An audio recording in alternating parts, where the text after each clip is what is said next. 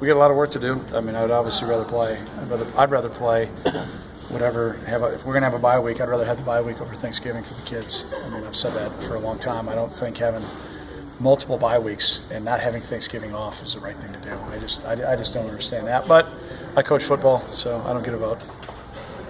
You stressed the edge and the toughness your teams had and both teams had. Mm-hmm. Is there a way to give a team edge and toughness, or does that come from within them? Yeah, I thought we had it, Skip, and obviously we've lost it the last 2 weeks. I came out of camp feeling really good about where we were at, and then, we don't start the way we want to, and we look at the scoreboard and have that dictator attitude in the opener.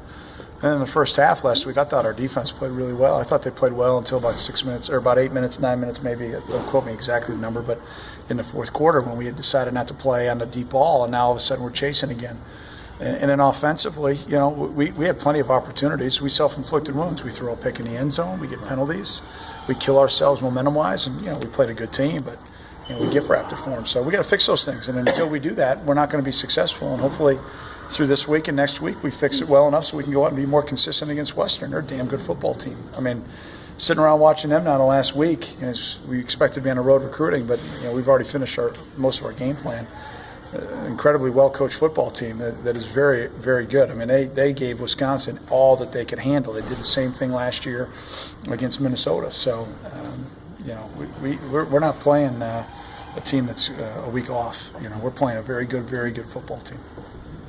When you bring a walk-on into the program, what's your message to them?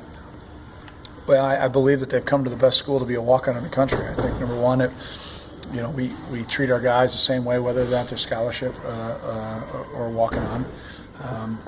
Our expectation for them is to come in and be the best they can be, just like all of our other players, and they get, an opportunity to get the best education in BCS football, or whatever it is now, Power 5 football, and a group of guys in a locker room, they're going to open their arms to them. And then all the resources that we have for them to develop.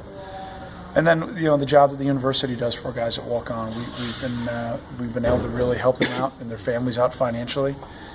Very appreciative of that from Jim and from Morty to allow us to help those guys. And it's a pretty special deal. And you look at the tradition and the history that we've had with the guys that have walked on. It's really special.